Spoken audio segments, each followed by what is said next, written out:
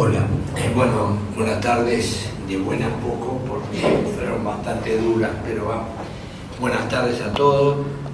Primero, agradecer a Diva la confianza de permitirme hacer un análisis totalmente independiente de su libro. Quiero decirlo así porque es claro, no he comentado con ella muy pocas cosas y me atrevo a decir eso, que va a ser un análisis totalmente independiente. Segundo, quiero decir dos palabras de Diva. ¿Cuál es mi contacto con Diva? Los dos hemos sido atrapados en algún lugar del átomo que nos ha hecho en alguna onda, además, tener una frecuencia que era sincrónica en un momento y muy diferente en otra. Pero hay una realidad. Nos ha unido una lucha muy difícil en este medio, en el Uruguay. Un país que le ha costado mucho entender las radiaciones ionizantes, que le ha costado mucho entender la energía nuclear y que sigue sin comprenderla muy bien. Y hoy es un día que le llovió a Diva, pero le llovió también a un día muy especial. Hoy es el día de la radioprotección de América Latina y el Caribe, que se festeja todos estos años y que se hizo en función del reconocimiento a un argentino, Dan Benenson, que era médico y físico y que tuvo uno de los premios más altos que se da al Organismo Internacional de Energía Atómica en reconocimiento a su tarea. Y en función a ese día que se le dio esto, se creó el Día de la Radioprotección de América Latina y el Caribe. ¿Por qué digo todo esto? Bueno, porque Diva es una persona que ha dedicado su vida a una parte que poco le han dado importancia, y es a la jurisprudencia dentro del área nuclear, que es muy compleja, muy difícil y además yo digo que a veces poco valorada. ¿Por qué? Porque nosotros pasamos desde el radio pánico a la radio ignorancia sin ningún problema. Y el Uruguay está en ese mito de la radio pánico y la radio ignorancia y hemos transitado hasta ahora ese camino, a pesar de la lucha de muchos y la lucha como de Diva y la lucha que tenemos otros. También llora el Uruguay en ese aspecto. Pero ahora me voy a dedicar al mundo llora. Yo me imaginé pararme en una vidriera y mirar el libro a través de la vidriera. ¿Qué espero del libro? Esa fue mi primera pregunta antes de empezar a leerlo. Y yo me imaginé que el mundo lloraba, pero me pregunté ¿qué mundo? Porque hay varios mundos. Tenemos un mundo que es el que pensamos que nosotros caminamos, que vemos, que visualizamos con diferentes sentidos. Hay un mundo que transita sin que nosotros lo estemos percibiendo. Hay un mundo mucho más grande que es otros planetas y las galaxias. ¿Cuál mundo llora? ¿A qué mundo está refiriendo Diva que llora? Lamentablemente estamos haciendo llorar a casi todos los mundos, porque no solo a veces hacemos llorar a nuestro pequeño mundo, sino que hacemos llorar a muchos mundos.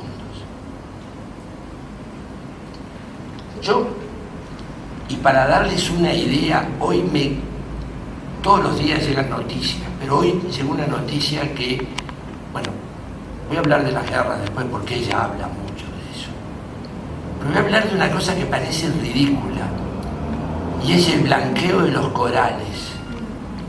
Hoy me enteré de una noticia que el 58% de los corales del mundo están en el proceso de blanqueo. ¿Qué significa eso? Significa que el 58% tiene riesgo de desaparecer, que se ha terminado la vida de esos corales. ¿Sabe lo que significa eso en el mundo? El mundo está llorando la muerte de nuestros mares. Entonces, esa noticia que estoy seguro que a todos nos pasa casi desapercibida, porque el blanqueo de los corales es fundamental de lo que está pasando. Yo, cuando tomé el libro y no tuve la necesidad de pensar qué iba a decir, sino que Dios me lo dio, me lo regaló y me dijo léelo. Y después que me dijo léelo, me dijo ¿te animás a comentarlo? Dije bueno, me animo a comentarlo. Cuando empecé a leerlo, me di cuenta que Diva había hecho una descripción muy, pero muy clara de, comenzando con las eras paleolíticas, las neolíticas, con toda la evolución, una descripción muy clara de hechos que son inobjetables, porque los hechos son inobjetables, es como las medidas. A mí no me hagas la fórmula, la teoría, dame la medida. Lamentablemente hoy esa evolución neolítica, paleolítica, hoy la podemos medir, porque la vimos evolucionar, y hoy parados donde estamos, hemos visto toda esta evolución. Y esta evolución, que de alguna forma nos sentimos a veces extremadamente alegres y contentos y felices y realizados, ha tenido, y lo demuestra ella, una concomitante involución de quienes de alguna forma, como los seres más privilegiados de esta tierra que llora, que somos los humanos, hemos realizado en todo este periodo. Ustedes me dirán, ¿esa es la imagen del libro? No, esa no es la imagen del libro. Esa es la imagen que Diva inteligentemente nos pone a cada uno de nosotros en la lectura, que nos permite ir evolucionando y ir a empezar a tomar posición frente a las cosas que están pasando. Porque describir es fácil, pero describir y poner algo más en la descripción es algo más difícil, sin siquiera opinar, sino dejando libremente a nosotros la capacidad de analizar lo que estamos leyendo.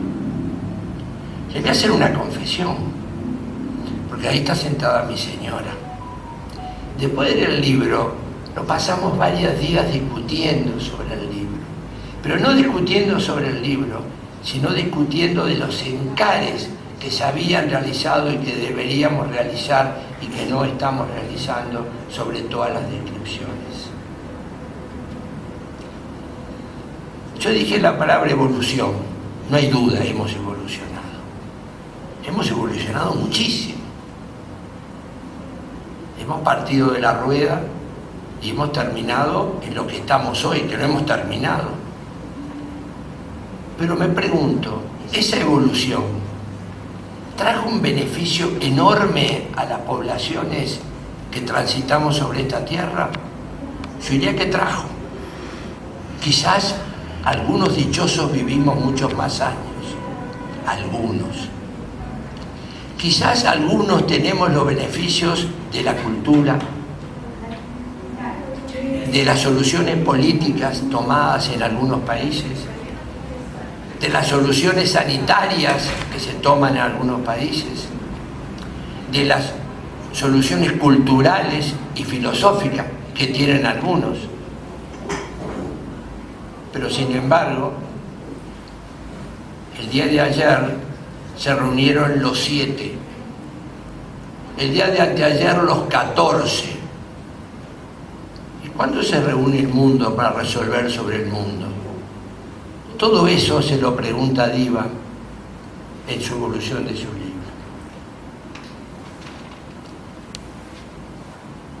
Y alguien me dirá, pero salimos de la barbarie. No me cabe duda. Hemos cambiado los términos de barbarie. Porque en la barbarie seguimos. Y si no, miremos semanas atrás, si no estamos en la barbarie. 2 años atrás, en otra barbarie.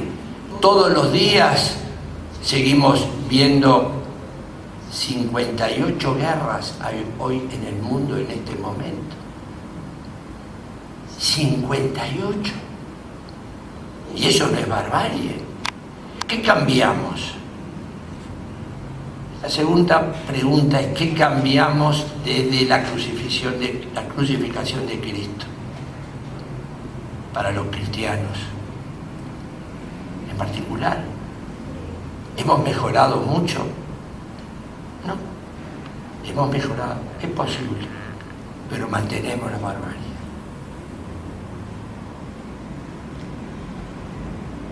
Diva relata en forma, yo diría que metódica, es terriblemente metódica. Usted cuando era el libro va a ver que tiene un método. Ella insiste sobre un elemento y lo pone, y lo sigue, y lo sigue, y lo sigue. Y relata los cambios culturales, los económicos, los sociales, los políticos, así como todas las estructuras organizativas que el mundo ha probado. Porque si acá hay algo que el mundo que llora ha probado, es casi todo. Porque hemos ido para atrás y para adelante con casi todas las doctrinas políticas, económicas, sociales, culturales, con dogmatismos de un tipo, del otro. Hemos apoyado dictaduras, hemos hecho de todo. Y la solución es que seguimos haciendo de todo. Y hay otro elemento que convive con nosotros. Parece que la Tierra, el mundo, ha aprendido a autocontrolarse. Y 2x3 nos enseña que a pesar de todo lo que hacemos, todo lo que tenemos, todo lo que aprendimos, hay algún vegetal, algún animalito más chiquitito que nosotros, algo que ni siquiera tiene vida y es apenas algo genético que se traslada como un virus, que nos enseña que pueden ser mucho más agresivos que nosotros mismos. Pero además tampoco hemos aprendido el ejemplo de esas pandemias como la que hemos tenido. Parece increíble que haber salido una pandemia tenga 2 guerras enormes regionales que pueden terminar en una guerra mucho más grande y quizás en una guerra o deflagración mundial. Al salir de una pandemia, es como si no querés palos, más palos. Y tampoco hemos aprendido a manejar esos pequeños organismos que nos hemos ido controlando por periodos, porque ni siquiera hemos tenido la capacidad de que desaparezcan totalmente. Y fíjense que ahora, acá en este Uruguay, tenemos un mosquito que nos trae el dengue, que no imaginamos que podría pasar. Era algo que era una película que estaba de la frontera para el norte o de la frontera para el sur, pero nosotros bajo ningún punto de vista, porque era más frío, porque no venía, porque hoy lo tenemos con nosotros. Entonces, no aprendimos de las pandemias, no aprendimos de los diferentes cambios políticos, no aprendimos después de 2 guerras mundiales que uno tiene conciencia, porque el mundo ha vivido en guerra, ha evolucionado el tipo de armas que tiene. Cada vez son más sofisticadas, más mortales y sobre todo más mortales para más población. No más mortales para los que guerrean, es más mortales para toda la población.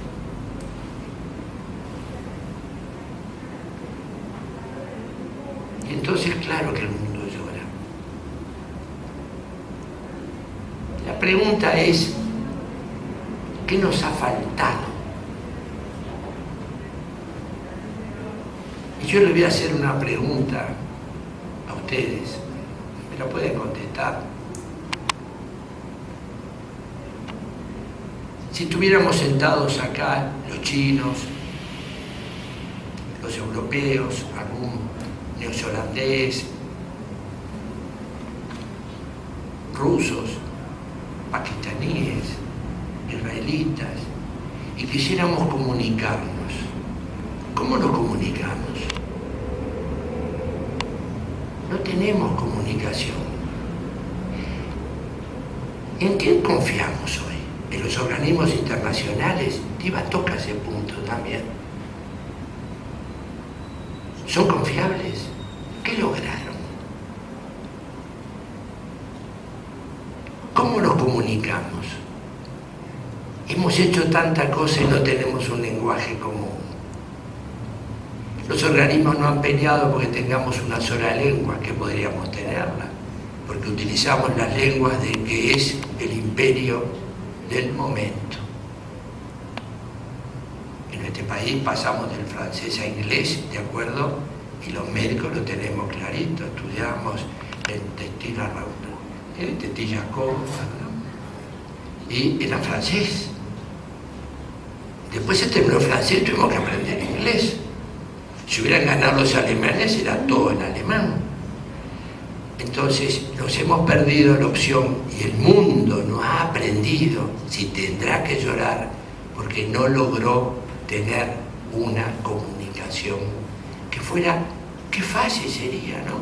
Imagínense, en vez de ir a la escuela privada, esa que me enseña 2 o 3 lenguas, puedo ir a aprender la lengua que ellos quieren enseñarte y el esperanto y la tuya. Si enseñan 3 y podríamos aprender, claro que podríamos aprender. Y podríamos hablar, claro que el mundo podría hablarla. Y no sería más fácil. No sería más fácil tener una novia, un novio que hablara el mismo idioma, un amante, un amigo, una amiga. Es mucho más fácil. Y es mucho más fácil comunicarse. ¿Por qué digo esto del humanismo? Porque a veces cuando uno lee un libro, quiere que tenga un final. Los libros sin final parece que les falta vida. Algo me tiene que dar de solución de este llorar. Me tiene que regalar el pañuelo, por lo menos, para que mis lágrimas tengan un final. Y ella me pone el pañuelo. Me pone 2 pañuelos. El primer pañuelo lo habla sobre el humanismo.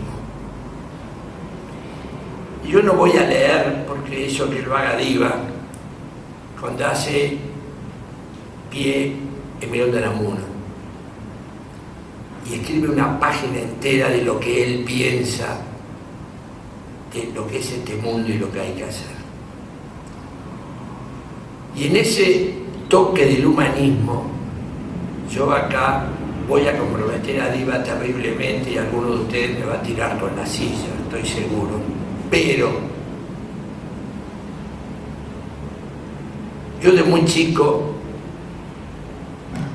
leí a una persona que se llamaba Erich Fromm. Quizás todos lo leyeron, los de ahora no lo leen. Y Erich Fromm, tanto en el arte de amar como en el miedo a la libertad, lo que rescata es al individuo, por sobre todas las cosas.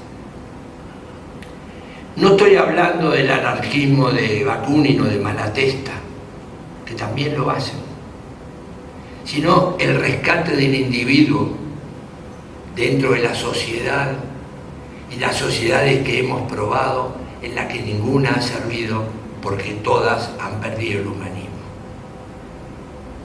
Entonces yo le agradezco a Diva que de alguna forma me trajo a mis orígenes libertarios, cuando me da una salida en su propio libro, porque tiene final, que dice, ha nacido una esperanza. Sí, ha nacido una esperanza. Hay un grupo de gente, tienen que leerlo, en Estados Unidos, que está haciendo tal cosa y tal otra y tal otra. ¿Y qué está haciendo?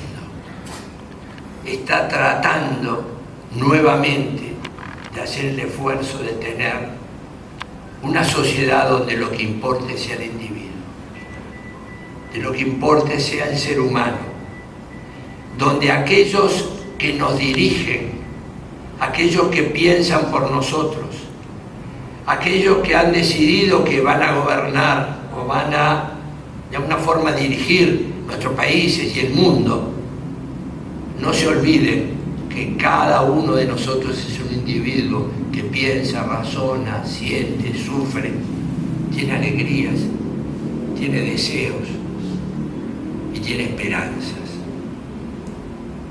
Diva, yo te agradezco la posibilidad de haber leído el libro, te lo agradezco. Te lo agradezco por las charlas que tuve después del libro con Rosario. Y te agradezco la posibilidad que me has dado de, con tu gente, con tus amigos, con gente que te quiere, compartir mis razonamientos. Que sé que a veces tienen ese concepto de falta de lógica que tenemos aquellos que somos libertarios. Cuidado no confundirme con el libertario enfrente. Estoy hablando de otro tipo de ser libertario. Pero ahora está de moda la palabra, de repente, como se pone de moda la palabra, se pone de moda el concepto y volvemos a algo más humanista. Muchas gracias.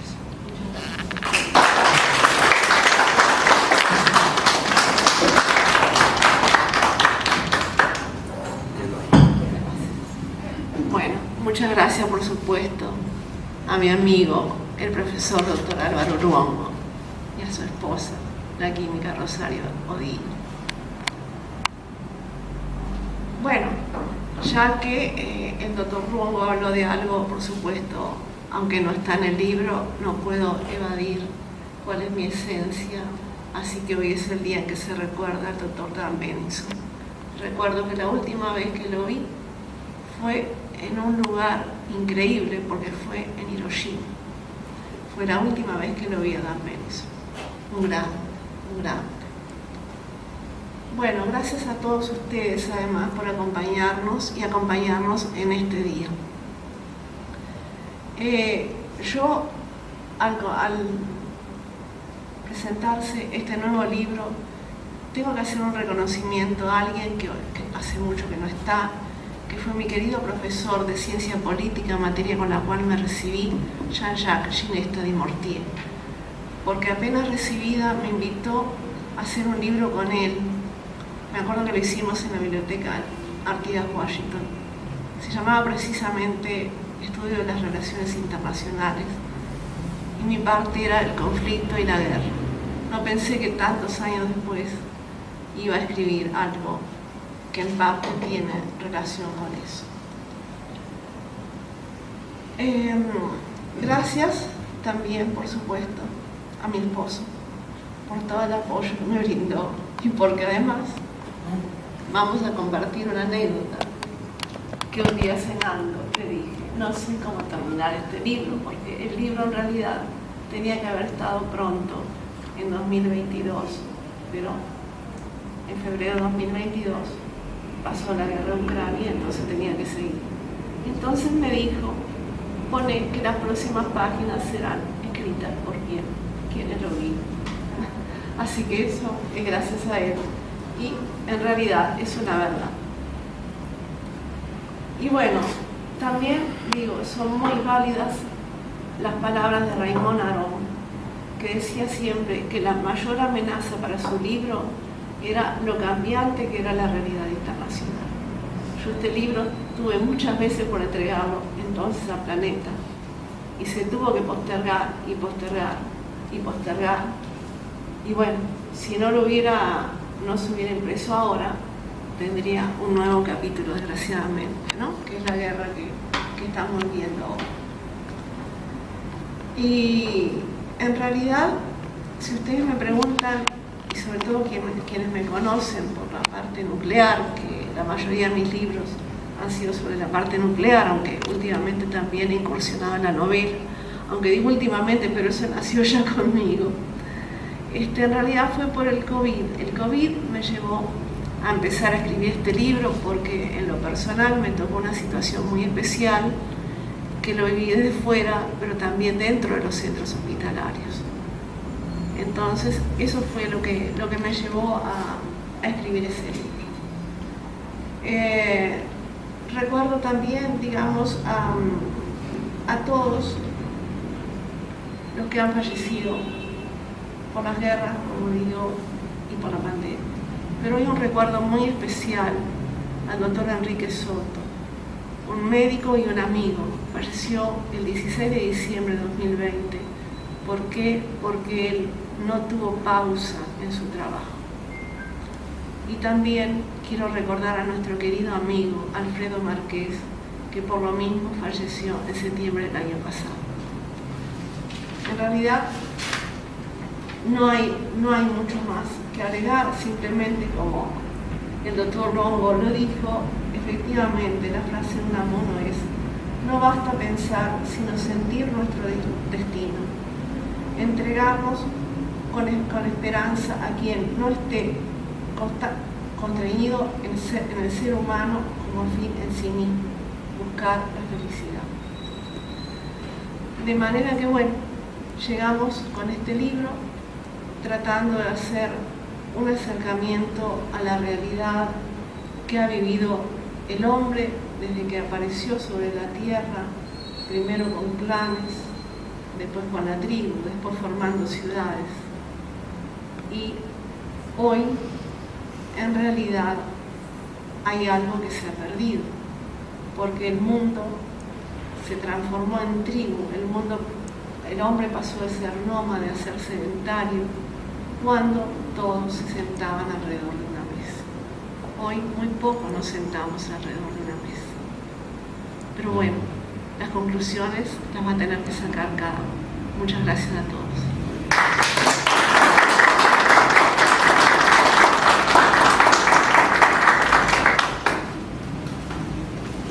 Bueno, con esto, si tienen preguntas.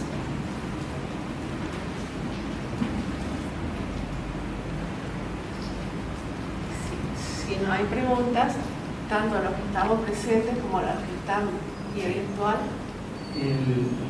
¿Qué piensa usted sobre cómo ha evolucionado la ciencia en los últimos 60 años? ¿Ha evolucionado o ha desarrollado lo que ya estaba descubierto?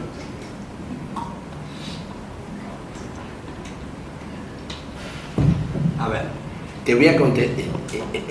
Me encanta la pregunta.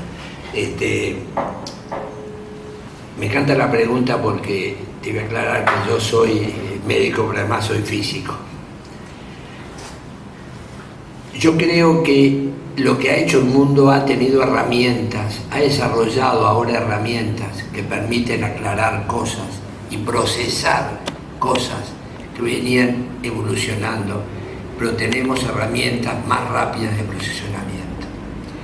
Yo creo que ahí está uno de los grandes cambios que hemos tenido.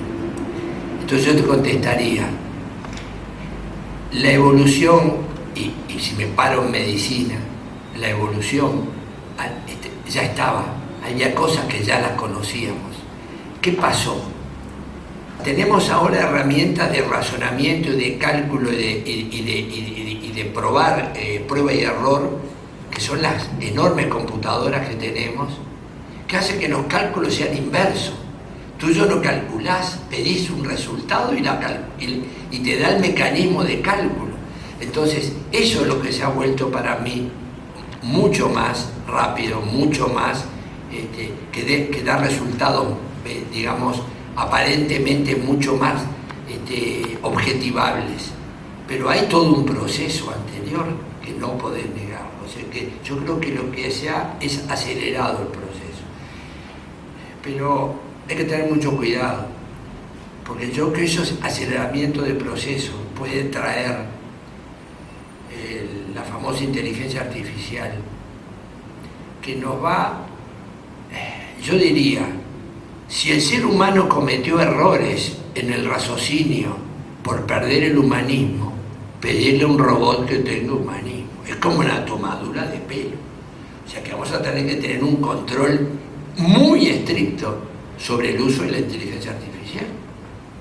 Porque los hechos están, los vamos a procesar diferente, pero lo vamos a procesar en forma de cálculo matemático, donde no me importa lo que pase alrededor, porque no lo mido, no mido el ser humano, mido el resultado. Y eso para mí es terrible. O sea, el mundo va a llorar, no, va a llorar como llovió hoy. Va a llorar muchísimo, porque seguimos perdiendo el humanismo. Entonces hay que tener muchísimo cuidado. Eso es lo que yo veo y es muy personal y muy discutible.